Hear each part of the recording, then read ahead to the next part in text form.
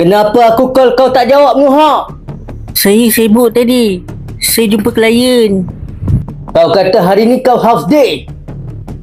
Kenapa kau balik lewat? Memanglah saya half day. Kan saya dah cakap saya jumpa klien. Klien?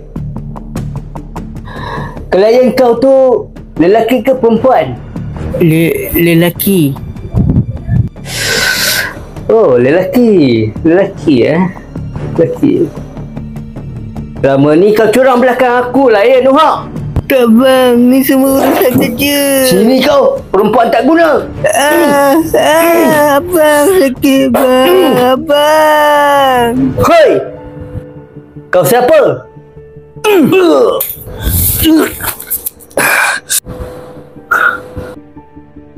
Mara! Bawa lari Nuha. Baiklah sayang. Nuha, ikut akak. Tak boleh aku. Kau ni mesti skandal Nuha kan? Oh, patutlah dia balik lewat malam. Kenapa wujud orang macam kau, Tajul? Menyusahkan. Nuha tu isteri aku. Aku dah janji nak masuk syurga dengan dia.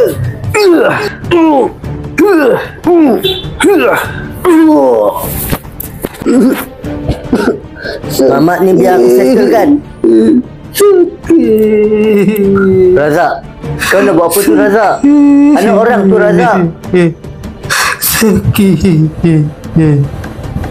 Jantan ni jangan tembak aku. Jangan tembak aku. Dasar lelaki dayus.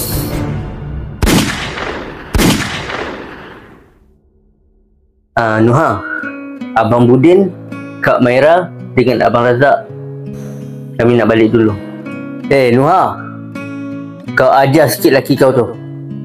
Jangan duk manja sangat. Razak, apa? Salah ke? Kami balik dulu ya.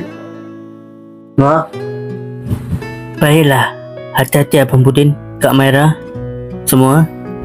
Kamu pun jaga diri Nuha. Jangan biar Abang Tajul pukul kamu. Baiklah Kak Maira.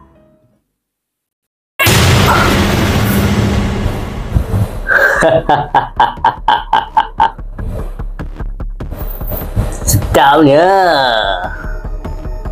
Aku belum cukup mati. Nuha!